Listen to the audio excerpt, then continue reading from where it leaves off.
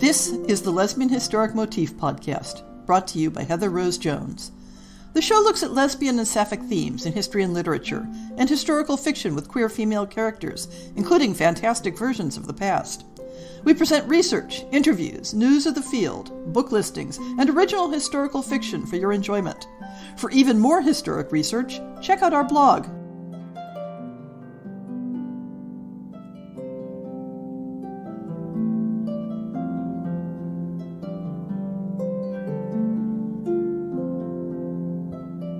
Welcome to On the Shelf for July 2023. Not much in the way of an introduction this month. I hope everyone had a chance to celebrate Pride Month in a satisfying way. I've been rather buried under the day job, but did make the time to get in 2 author interviews for this show. The garden has also been demanding my attention, with the cherry crop to get in, all the various berries turning ripe, and the beginnings of a massive crop of plums of several varieties. As predicted, the fruit trees are making good use of all the rain we got over the winter, though the unusually cool weather means that the tomatoes are very late to start ripening. This year it feels like California has flipped normal on its head, especially compared to the rest of the continent. July is going to see me at 2 more SFF conventions. I'll be sharing a table selling books at BayCon, the weekend this episode comes out. Then later in the month, I'm off to Winnipeg, Canada for PEMICON, the North American Science Fiction Convention that may be held in years when WorldCon is on a different continent. I won't be going to WorldCon this year, breaking a several-year streak. I just wasn't feeling up to traveling to China, especially given some uncertainty over the convention logistics. So PEMICON will wrap up my convention schedule for the year. As usual, if you're at one of these events, I'd love for you to reach out and say hi. A fan of the show got up the courage to do that at WisCon in May, and it meant the world to me. Speaking of things that mean the world to me, I received a note from one of our fiction series authors who said the boost of confidence she got from selling a story to the podcast inspired her to set to work on a full novel, which she's currently shopping around to agents. I'm delighted to have contributed in some small way to helping an author get started, and I hope that in the future I'll be able to announce that novel in the forthcoming books listings. For those of you who, like me, enjoy audiobooks, you might want to check out a collection of early LGBTQ+ short fiction compiled by the public domain crowdsourced audiobook site LibriVox. Because LibriVox only works with public domain material, these are all stories from no later than 1927. The collection includes stories of same-sex desire and transgender experience, though the queer themes are often implicit rather than explicit. But many of the authors represented here participated in same-sex relationships and wrote from their own experience. The collection is titled Out of the Closet and includes stories by familiar queer authors such as Walt Whitman and Sarah Orne Jewett, but also many less well-known authors. The items that I can determine to have sapphic themes include Kate Chopin's The Falling in Love of Fedora, Constance Fenimore Woolson's Philippa, Rose Terry's My Visitation, Alice Brown's There and Now, Mary E. Wilkins Freeman's 2 Friends, Sarah Orne Jewett's Martha's Lady, Octave Thanet's My Lorelei, a Heidelberg romance, and Sui Sin Far's The Heart's Desire. There's a link to the collection in the show notes. I'm a major fan of LibriVox for audiobooks of classic works, though the volunteer nature of the narrator pool means that the quality can be variable. The blog is still on vacation with regard to reviewing new publications, and no nonfiction shopping this month either. So we'll go right on into the new and recent fiction releases, of which there is an abundance. I turned up some previously unnoticed books as far back as March, which is a bit odd because I set my search parameters to only show me things released in May or later. Amazon's search feature is badly broken at the moment and is paying little attention either to limits on pub date or to sorting titles by date order. I am very, very annoyed. Up first is what looks like a rather spicy sapphic mashup of The Hunchback of Notre Dame with The Phantom of the Opera. R.L. Davenor gives us The Hells of Notre Dame, The Phantom of Notre Dame No. 1, from Night Muse Press. The author notes that as the series continues, the central characters from this book expand to a broader and more diverse polyamorous circle of lovers, but the first book focuses on a sapphic romance. One night was all it took. I should have stayed away. I should have thrown away her scarf, banished Esmeralda from my mind, body, and soul, and never thought or spoke of her again. That would have been the best thing, the right thing. But our Lord works in mysterious ways, and before I knew it, the walls of Notre Dame became her prison as much as they are my sanctuary. And with temptation front and center, neither of us have the strength to resist. Our days become longing glances and coded whispers, our nights stolen kisses and caresses on borrowed time, because we both know the inescapable truth. Our love can only end as it began, in fire. But as each day passes, and the more I fall under her spell, eternal damnation seems a small price to pay. If Esmeralda is hell, I'll go willingly. Next, we have a Victorian Gothic horror story, with what the author describes as a softly sweet conclusion, just in case you were worried about where it was going. The book is Catmint's Moth by Laura Jean Mason. The cover copy seems to be following a new fashion for descriptive language that doesn't entirely target the usual meanings of the words that are used. But here's what it says. When the grieved prima ballerina Catmint is presumed drowned, but is rescued while drifting in the drowning bows overlooked by the cliffside convalescent home by the practitioner Moth, a handsome young lady of similar years who dresses in masculine clothing to present male for her profession, who is surgically skilled with delusions of blossoming cadavers, and both of their curses interlace. During Catmint's recovery, Moth is watchful of her practicing under the marred cottonwood. Catmint confidently initiates devotion to blossom into physical intimacy, sharing in a softly secretive courtship until the opera house comes to collect. The bargain is struck for Moth to come with as Catmint's personal practitioner while pursuing surgical internship in the city, but is soon blackmailed into participating in the production as well. Moth is tormented by a ghastly imitation of Catmint, which troubles the underground tunnels of the operating rooms, while the prima ballerina performs in deathly rehearsals of the bloody ballet. In the grips of vengeance or utter madness, Moth is consumed. Catmint, worthy of coveting despite ruin, until ultimately she uncurls what waits under the opera house. There has been an explosion of interest in Sherlock Holmes reframings in the last decade, perhaps in part spurred on by the entire Holmes canon moving into the public domain. Meredith Rose takes that canon in an intriguing new direction in A Study in Garnet, The Ladies of Baker Street No. 1, from Coydwig Books. If all goes as planned, look for an interview with Meredith Rose sometime in the next couple months. January 29th, 1881. Afghanistan ruined her body, but London has broken her heart. Dr. Sean Watson longs to shed the male disguise she used to join the British Army. But when you look like a bloke, it's easier to amputate a man's leg on a battlefield than buy a dress in London. Undaunted, she heads to the Criterion Hotel to find help. But when a chance encounter with an old friend leads to meeting the mesmerizing Sherlyn Holmes, Dr. Watson's plans are upended, faster than you can say the game is afoot. Now, instead of going home to Wales, she's moving into 221B Baker Street with Miss Holmes, whose piercing deductions are as thrilling as they are unsettling. Life with the world's only consulting detective is powerful medicine, but as they hunt for whoever is murdering cab drivers across London, Watson fears her growing affection for Holmes might injure her more deeply than any bullet. As Holmes's obsession with the case pushes Watson into risks she swore never to take again, she must choose whatever respectability a woman doctor can earn, or Sherlyn Holmes. Both is not an option. When their quest for justice lands them in trouble with the law, Watson fears she has survived one war only to fall in a different kind of battle, one that may destroy what's left of her heart. Our next offering is a historic fantasy with a somewhat vaguely medieval setting, A Field of Foxglove, Lavender and Foxglove No. 1, by Hilary Rose Berwick. Prioress Emily d'Etoile loves her world of service and sung prayers, of community and opus dei, and of secrets both magical and intimate. When a bedraggled woman stumbles into Emelot's church and is accused of murdering her master, Emelot vows to save her. The accused, Isabeau, is a dedicated diplomat, stolen as a child and forced to serve the local lord with her magical ability to persuade others.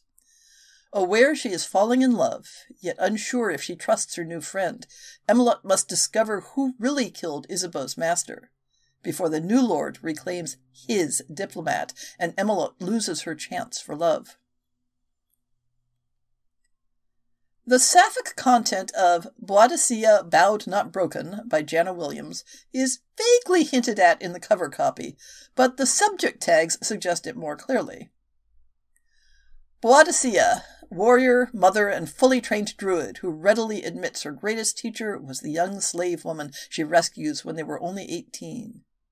Tasked with a covert mission from her druid master, Boadicea sets out on her first mission and immediately encounters trouble in the guise of a hapless slave girl about to be beaten.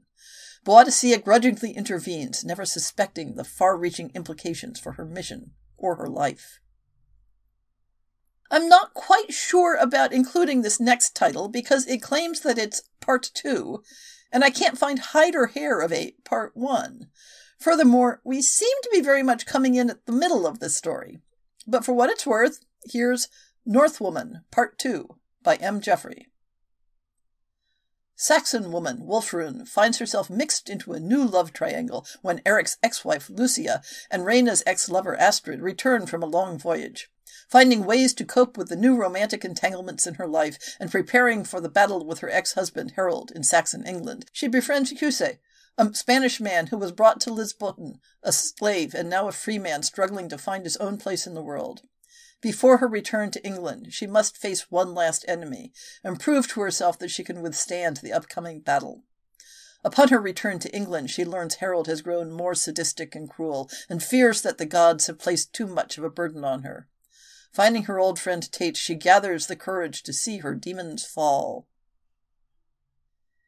If the idea of a Regency romance crossed with a candy store rom-com with a gender-crossing love interest and a fake dating plot tickles your fancy, Sweet Nothings and Other Confections by Sula Sullivan may have been written exactly with you in mind. Lucille Waters, a spunky but anxious aspiring artist, finds herself caught in a conundrum. Her parents want her to marry or become a governess. In order to avoid either fate, she needs a solution, and quickly. On a whim, she lies and tells her parents she is engaged to the reclusive Lord Fondant. When her mother calls her bluff, Lucille is forced to create an elaborate scheme that will hold up against the scrutiny of her parents. The only problem? It involves convincing Lord Fondant to pretend to be her fiancé. Unbeknownst to Lucille and the rest of the tome, Lord Fondant isn't Lord Fondant at all. She's the newly minted Lady Fiona Fondant. Fiona is a renowned confectioner whose delectable creations have captured the hearts of the tome.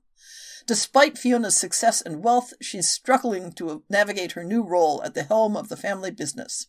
It's a lonely, physically demanding job that only exacerbates the chronic illness she must manage day in and day out. Together, they agree to go through with Lucille's charade that challenges both their hearts and expectations. As their friendship deepens, Lucille and Fiona find themselves entangled in a world of make-believe. The line between fantasy and reality begins to blur, and an undeniably sweet chemistry simmers beneath the surface. But is their newfound friendship a recipe for disaster? Anne's Angel, School of Enlightenment, short story, by Maggie Sims, is the newest installment in the growing body of short sapphic romance spun off of a primarily heterosexual historic romance novel series. I can't tell whether you need to have read the main series to follow the action in this short story.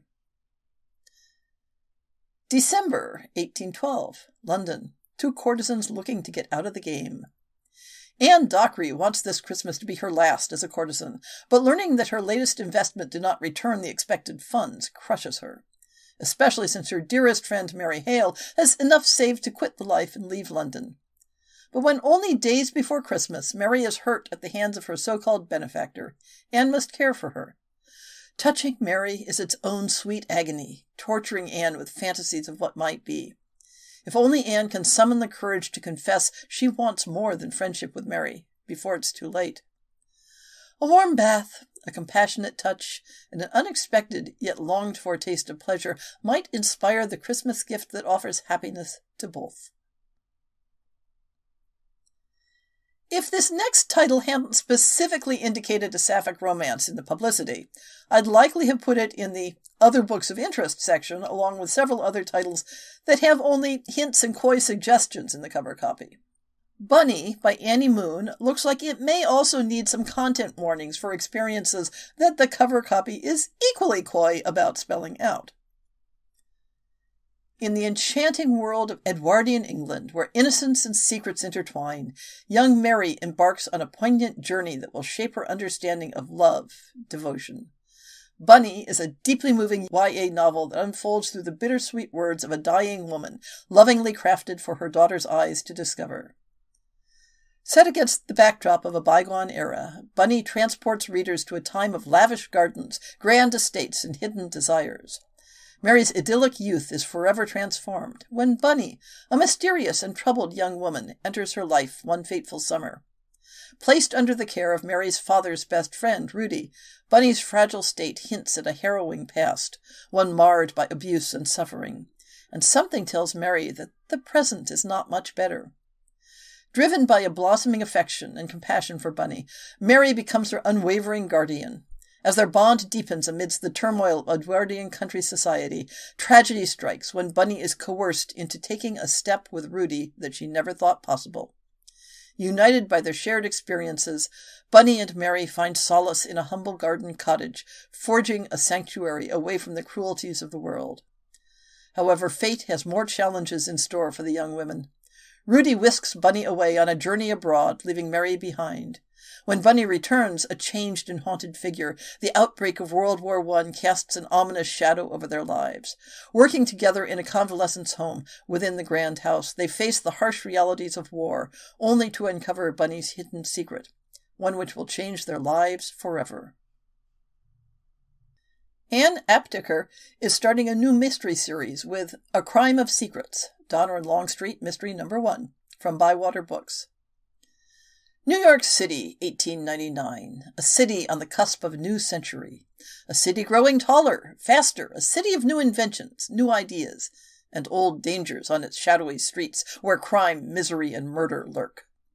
When Pauline Godfrey, a young woman embodying the coming modern age, is viciously murdered, her throat cut, private inquiry agents Finn Donner and Deborah Longstreet must navigate a world of violence and passion, lust and betrayal, where duty is twisted into bitter obedience and love is soiled.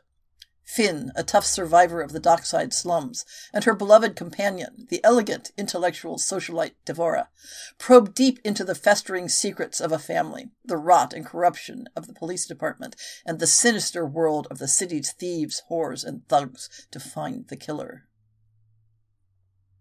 Another new series, based on the inclusion of a series name and number, is Devil's Slide, Speakeasy No. 1 by Stacy Lynn Miller from Bella Books.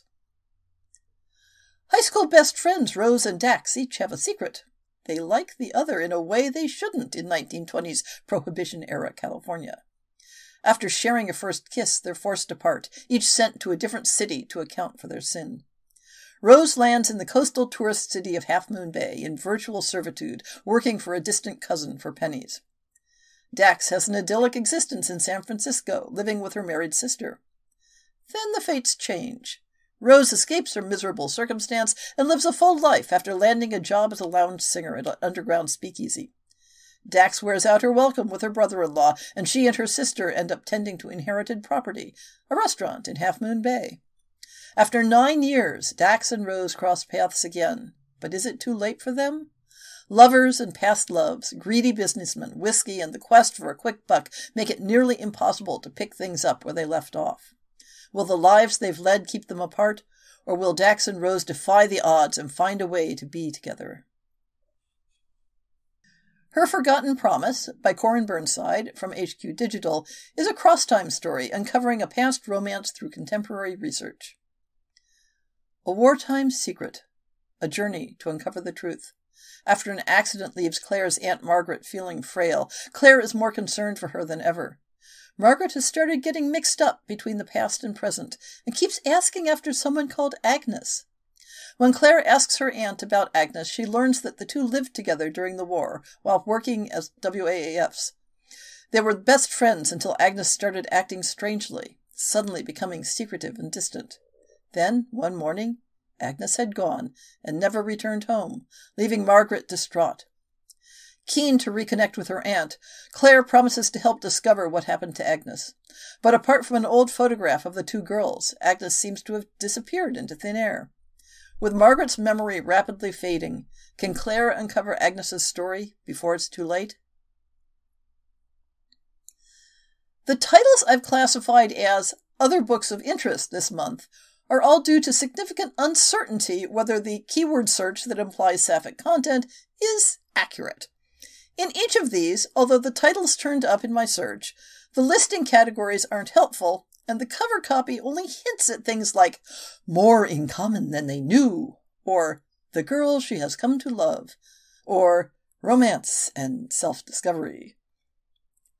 First up is The Dawn of Eternal Winter by Veronika Sizova from Life Rattle Press. St. Petersburg, 1905. Amid civil unrest, Margarita boards the train to Paris, escaping the claws of the Russian Empire's ruthless regime. At war with its neighbors, her homeland collapses, leaving millions of broken lives in its wake. Recounting her past to the woman who saved her, Rita takes the readers to the icy gates of Siberia, the colonnade of St. Isaac's Cathedral, and the stage of the Mariinsky Theater. A daring psychological thriller with romance, fantasy, and suspense, this text synthesizes past and present, beauty and terror, insurgence and war. Set in a fictionalized version of pre-revolutionary St. Petersburg, this tale of loss, grief, and betrayal becomes a window into the cold, authoritarian world where love and freedom are against the law, but the fire of hope burns. This next is a very short story with a somewhat idiosyncratic prose style, based on a look at the preview. Not Just Another to Bury by Cyan Videles Nicoletti. What would you do if a perfect stranger leaves you with everything? A person you knew, saw, for a split second, bequeaths all mortal possessions. The year is 1349, and volunteer-plagued Dr. Lucretia Mortar has been thrown just about anything. Usually the mind-numbing task of detailing the information of any and all of the new fallen to the great sickness. Till that day, where a woman named Mary Payne reaches out to Mistress Mortar in her last moments of life, not letting go till her last breath. Minutes later, Lucretia is informed Miss Mary left her with everything. Not Just Another to Bury is a story of self-discovery, devotion, and of two women who have more in common than either could have thought. The Mad Women of Paris by Jennifer Cody Epstein from Ballantine Books looks like it may be fairly dark, and as it's literary fiction rather than a romance, I wouldn't make assumptions about how things turn out. When Josephine arrives at the Salpêtrière, she is covered in blood and badly bruised. Suffering from near-complete amnesia, she is diagnosed with what the Paris papers are calling the epidemic of the age, hysteria. It is a disease so baffling and widespread that Dr. Jean-Martin Charcot, the asylum's famous director, devotes many of his popular public lectures to the malady. To Charcot's delight, Josephine also proves extraordinarily susceptible to hypnosis, the tool he uses to unlock hysteria's myriad and often sensational symptoms. Soon Charcot is regularly featuring Josephine on his stage, entrancing the young woman into fantastical acts and hallucinatory fits before enraptured audiences and eager newsmen, many of whom feature her on the paper's front pages. For Laurie, a lonely asylum attendant assigned to Josephine's care, Charcot's diagnosis seems a godsend. A former hysteric herself, she knows better than most that life in the Salpêtrière's hysteria ward is far easier than its dreaded lunacy division, from which few inmates ever return. But as Josephine's fame as Charcot's star hysteric grows, her memory starts to return, and with it, images of a horrific crime she believes she's committed. Haunted by these visions and helplessly trapped in Charcot's hypnotic web, she starts spiraling into actual insanity.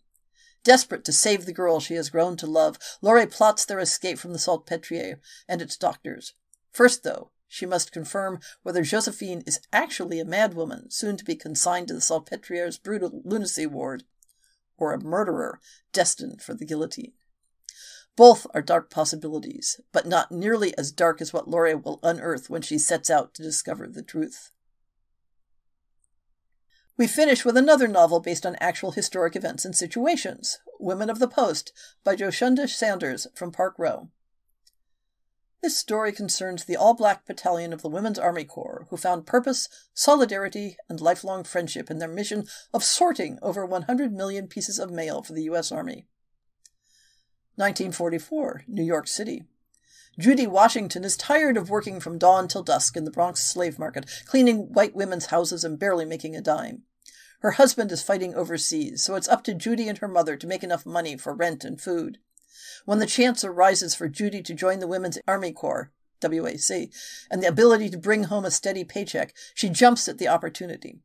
Immediately upon arrival, Judy undergoes grueling military drills and inspections, led by Second Officer Charity Adams, one of the only black officers in the WAC. Judy becomes fast friends with the other women in her unit, Stacy, Bernadette, and Mary Elise, who only discovered she was black after joining the Army. Under Charity Adams' direction, they are transferred to Birmingham, England, as part of the 6888th Central Postal Battalion, the only unit of black women to serve overseas in World War II. Here they must sort a backlog of over 1 million pieces of mail. The women work tirelessly, knowing that they're reuniting soldiers to their loved ones through the letters they write. However, their work becomes personal when Mary Alice discovers a backlogged letter addressed to Judy that will upend her personal life. Told through the alternating perspectives of Judy, Charity, and Mary Elise, Women of the Post is an unforgettable story of perseverance, female friendship, romance, and self-discovery. I also want an update here. A book that was included in the April show as an April release under the title Her Female Husband evidently got changed at some point to a May release under the title The Poisoned Pen Pal, and has a different buy link. I've included the new data in the show notes. I don't usually bother with corrections, and it's pretty common for me to discover I missed a change of publication date. But in this case, I was trying to figure out if this was a different book in the same series, confusingly also identified as Book 1, and figured it was worth a note just in case someone tried to track it down. And what am I reading? After the abundance of May, I only finished 2 items in June. I found Elizabeth Norton's nonfiction work, The Hidden Lives of Tudor Women, as an Audible free book, and figured it would make good casual listening and deep background research on women's lives. I was a little disappointed that it implied it was focused on ordinary women's lives, but ended up centering largely around royalty and a few celebrities, with much less content on everyday lives sprinkled throughout. It took me a while to read through Sixpenny Octavo by Annick Trent, but it was worth it. This is a sweet, slow-paced romance set in the late 18th century, featuring working-class young women in London who get caught up in the political turmoil around dangerous publications. The historical grounding is excellent, and the interior lives of the central characters are very believable and true to the setting. This month, we have 2 author guests on the show. First, we talk to Dee Holloway, whose novella Little Nothing comes out from Queen of Swords Press this month. I've been looking forward to the chance to talk to Dee Holloway about her new historic fantasy, Little Nothing, coming out this month from Queen of Swords Press, which I guess makes us publishing sisters in the interests of full disclosure. So welcome, Dee. Thank you, Heather. I'm happy to be here. Your book throws together a lot of intriguing elements. Why don't you give us a quick synopsis? Sure. So Little Nothing is set in rural southern Florida near the Everglades at the beginning of the American Civil War. It's inspired partly by the ballad The Highwayman, the poem by Alfred Noyes, with the narrator being Bess, the landlord's daughter, or the innkeeper's daughter in this case. And the hero of the story is the highwayman, her girlfriend, Johnny. They've been raised at this inn that belongs to Bess's parents, and Johnny's function there is kind of as the hostler, essentially the best rider in town, the best tamer of all things on 4 hooves, including a strange sort of local horse that are called lime runners. And this is where the story sort of veers into the speculative. almost an alt history kind of feel, because of course Florida does not have a carnivorous water horse. You could think of them kind of like kelpies, Irish or Scottish kelpies. So once Confederate forces find out about these vicious horses, they want to use them as weapons, essentially. And Johnny is bent on preventing this, and Bess is bent on keeping her safe, because as a sought-after horse trainer, as well as a young Black woman, she's doubly at risk in the story. I am utterly fascinated by the Lime Runners, so I'd like to hear more about them, where you got the idea, and what does the name come from? So Florida is kind of a weird place generally, and weird enough already that it tweaking one or two of its details to be sort of supernaturally weird wasn't too difficult for me. The Lime Runners came out of actually an obsession with Selkie stories, and at some point I had tried to write a story about a Selkie of a Florida type that would be saltwater or brackish water. And after that, I started thinking more about what kinds of other creatures would live in swamps, marshes, the rivers that I grew up in, and places like the Everglades. So yeah, that's where they came from initially, was another story entirely. And the name I came up with because I had envisioned them coming out of like the freshwater springs that are in the state of Florida, which are underneath the whole state. There's just a bed of limestone, essentially. Okay, I guess that's starting to make sense. And you used to live in Florida. You grew up there? Yes, my mother's family are from Central Florida, and I lived there and in Tampa until well into adulthood. So it's sounding like, Florida is a character in the story, and it was essential part of your inspiration there. Yeah, so I've written a fair number of what I call weird Florida stories that have either lime runners in them or other kind of weird characters or creatures in the landscape, just because it's the landscape that I'm most familiar with. And as a kid, I read stories that were, once I realized that there were stories set in the places that I had grown up, I was like, why don't they teach me this in school? Like, why aren't we reading stories and history about the place that we actually live in instead of different kinds of American history, more like the scope of the country rather than regional history? And so I've always thought that it was deserving of literature the way that New York City is deserving of literature, or London, or ancient Greece. And Florida is, I have to say, a bit science fictional in itself. But compared to the rest of the continental US, well, okay, there are other places that are just as science fictional, like Yellowstone, but it has that sense of being elsewhere. For sure. And the number of the amount of turnover the state sees makes it this interesting, mix of people from all over the place, cultures from all over the place. It has both some of the oldest history in the country, with St. Augustine being founded in the 1560s, and Native people living in the land for at least 200 years before that, as well as this brand new post-Disney history. And so those two things colliding create an interesting kind of tension to me. So yours is not the first sapphic historical that I've encountered that was inspired in some way by The Highwayman, which, by the way, is a favorite poem of mine. I'm very fond of the musical version. What do you think the appeal is of that particular story arc? Well, I mean, it has a very tragic ending, right? And I will say that I tweaked the ending a little bit. Because but the imagery of the poem is so striking to me. Like, it has such beautiful language, so many incredible details. I just have been captivated by the highwayman's jacket, particularly, for a very long time. And in the story, the jacket is there. Johnny wears a jacket that's embroidered by Bess, who uses a kind of folkloric sort of thread magic that incorporates knots and braids and sewing to enact her will on the world. And I love that jacket so much. Where did the thread and knot magic come from? Is that part of an existing tradition you're drawing on?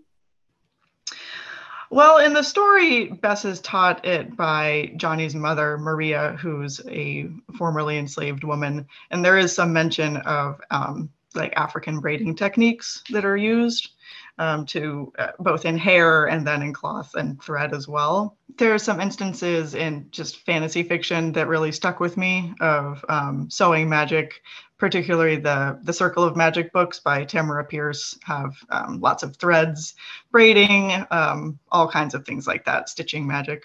So this is a sapphic. It sounds like it's not a romance in the usual sense, but there is a romance within it. How important was that to you in the inspiration for the story? I had written romance before with a romance arc being specific, the framework for a romance novel or a romance short. I wanted to try writing an established relationship, which is what this book is.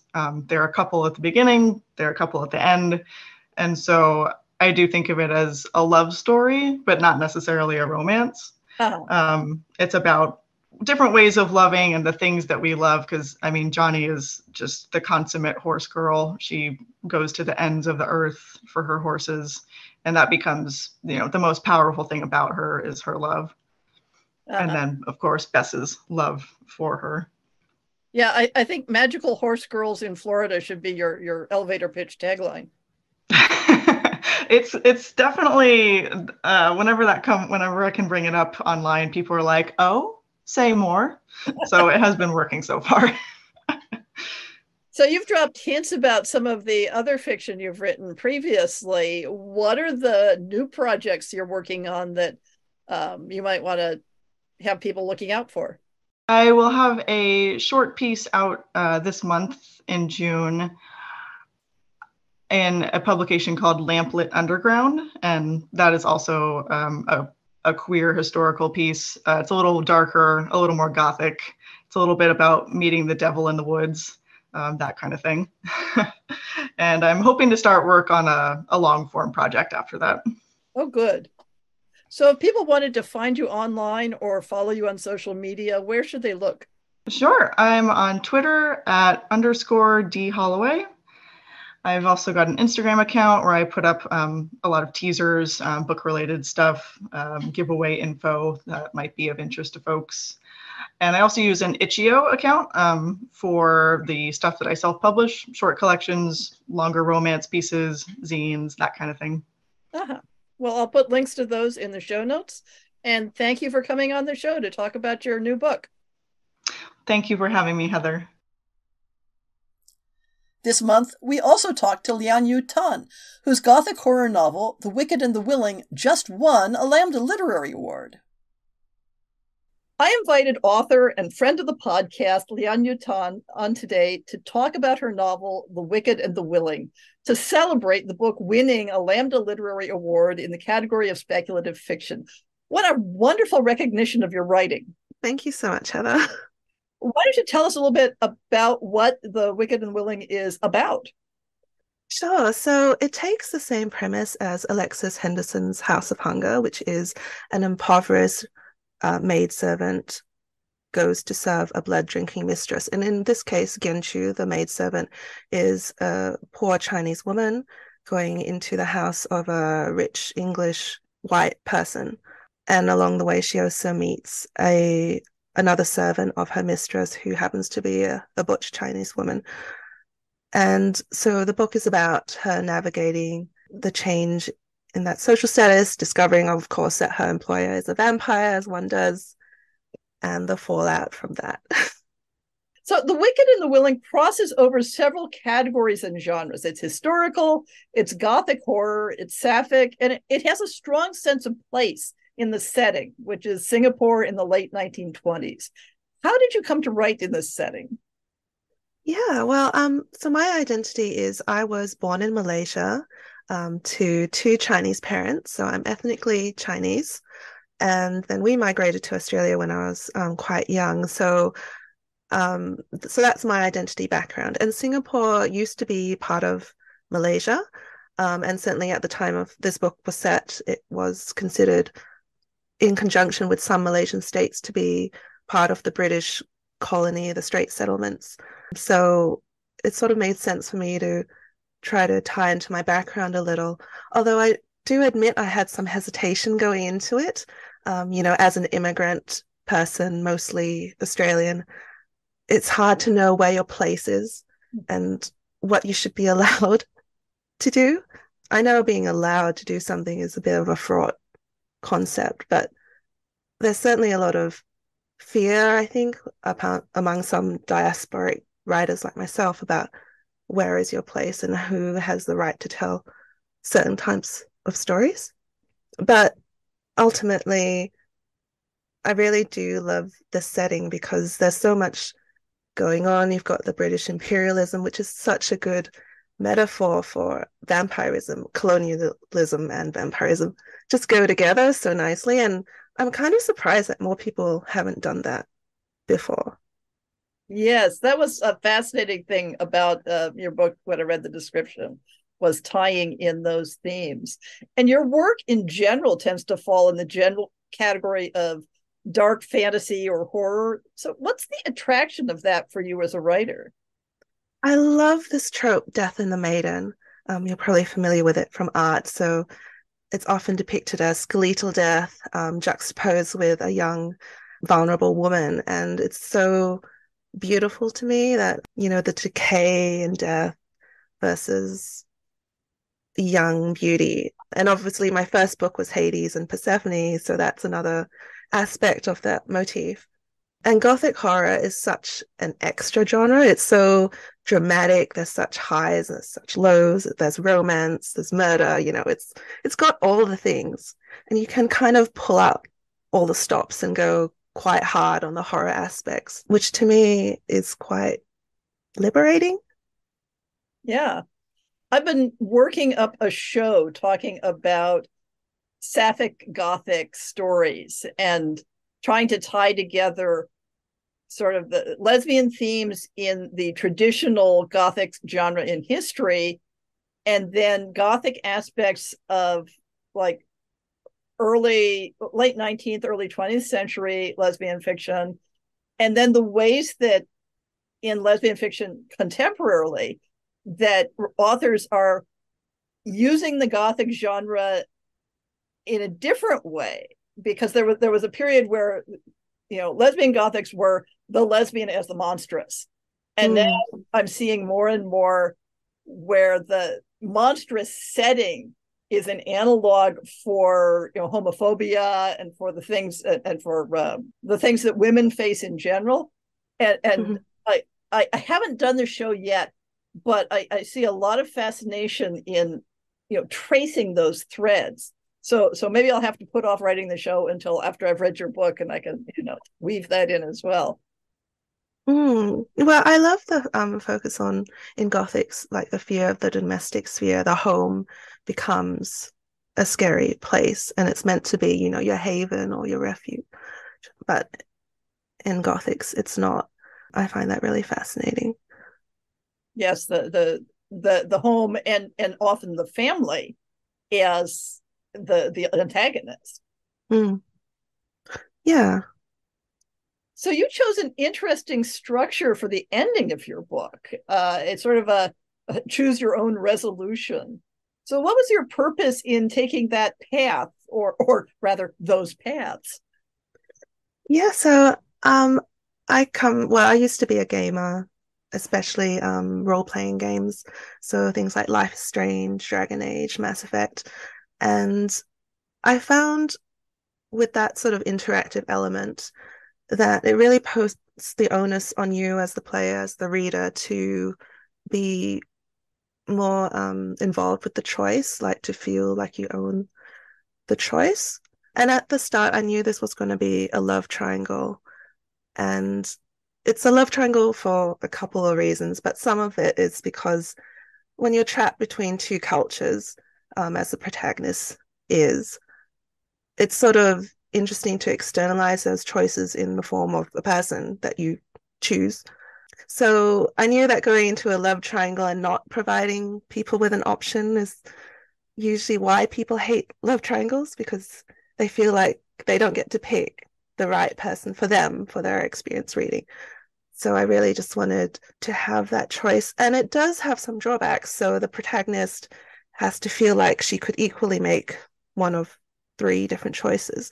And so that means she doesn't have as much perceived agency. She feels like she's waffling a little. So it's not a structure I would choose for every book, but for this book, I felt quite strongly about it. Let's get back to the topic of, oh my goodness, you won a Lammy.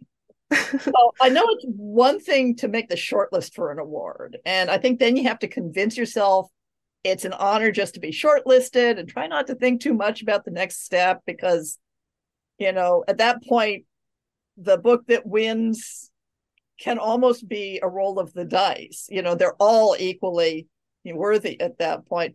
How did you feel when you found out that your book had won? Absolutely shocked, because all of the other books on my category were traditionally published, and my book is indie, it's self-published. I put a lot of effort into making it as good as a traditionally published book, but I still have that feeling that, indies are not really looked in the industry as being equivalent. So it was a huge shock, especially since this novel has very little reach by comparison. It might never earn out its production costs. So I was very surprised and unprepared. Well, let's hope that the visibility that you get from the award will help it earn its keep. And are there any other projects you're working on currently that you'd like to get a chance to promote? I'm going back to my first love, which is secondary world fantasy, but you probably won't see anything from me for a little while. I also finished proofing the audiobook of Captive in the Underworld. That's my first novel, which is a Hades and Persephone retelling. That should be out on the 23rd of June, most places. Audible might be a bit later because Audible is weird like that. Okay. I'll see if I can find links to include in the show notes. Are there you have been reading lately that you'd like to recommend to the listeners? I've started reading Tastes Like War, a memoir by Grace M. Cho. Grace is a sociologist and she's Korean American. And it was really stunning to me, even though Grace is about 15 years older than I am. And obviously we grew up in completely separate ends of the world, but so many things about her childhood and her background I relate to so hard. It's a really beautiful memoir, very sad in some points, possibly triggering, but it's been fascinating. And I've learned some small details about the Korean War I never knew about before. If people wanted to follow you on social media or find out more about your work, where should they look? The best place to follow me is on my mailing list. So that's at lianu10/subscribe. I am on social media in a couple places, mostly at lianu10, but please subscribe to my mailing list. That's the best way to keep up with my work. And you can always find my books and my content warnings at lianu10.com. Okay, I will put links to all of those in the show notes. And thank you so much for sharing your time with the Lesbian Historic Motif podcast. Thank you so much, Heather. It's lovely to be here.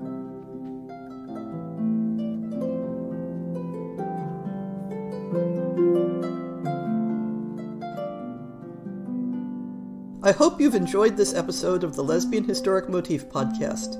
See the show notes for links to people and topics. Most shows will have a transcript linked as well. If you have a book announcement, a topic suggestion, or might like to appear on the show, please drop me an email. If you enjoyed this podcast, please rate it and subscribe on your favorite podcast app, and consider supporting our Patreon.